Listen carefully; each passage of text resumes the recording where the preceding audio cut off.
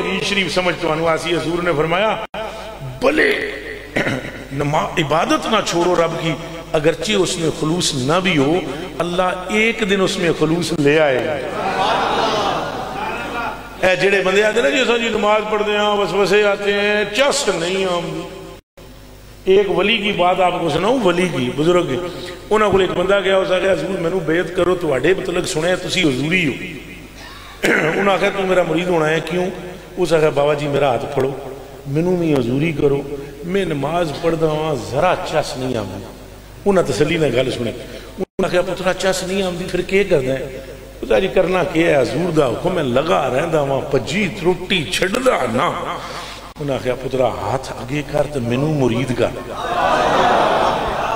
ہاتھ آگے کر آگے یک صاحب، انہوں آگیا ہاتھ آگے کر تو میں نو کوئی سنائی دے رہی ہے؟